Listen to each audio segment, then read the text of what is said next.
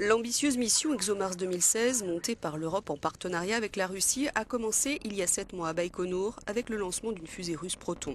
À son bord, la sonde TGO et l'atterrisseur Schiaparelli. Objectif, atterrir sur Mars et détecter toute forme de vie microbienne présente ou passée. Après un périple de dizaines de millions de kilomètres, les deux engins se sont séparés comme prévu dimanche.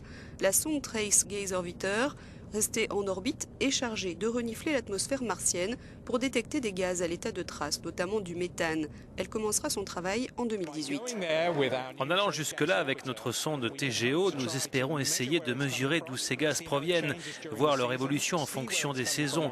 Nous espérons pouvoir détecter leur provenance depuis la surface et après cela, nous espérons pouvoir être en mesure de dire si ce gaz provient simplement d'un phénomène géologique naturel, de la roche sous la surface ou plus excitant s'il vient d'une forme de vie.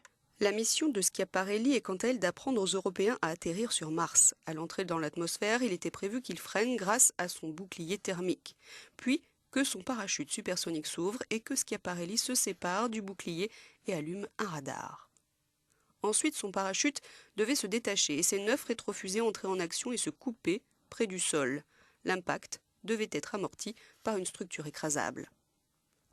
Il faut savoir que depuis les années 60, plus de la moitié des missions martiennes se sont soldées par un échec. Et jusqu'à présent, seuls les Américains ont réussi à poser des engins qui fonctionnent sur Mars. En 2004, il s'agissait du robot Opportunity, qui fonctionne toujours. Depuis 2012, Curiosity l'a rejoint et tous deux recherchent des preuves de formes de vie passées sur la planète rouge. En 2020, l'Europe et la Russie enverront sur Mars un gros rover qui bénéficiera des développements technologiques de Schiaparelli. Il effectuera des forages sur un site très précis pour tenter de retrouver des traces de molécules organiques qui auraient pu se trouver sur Mars il y a environ 3,9 milliards d'années.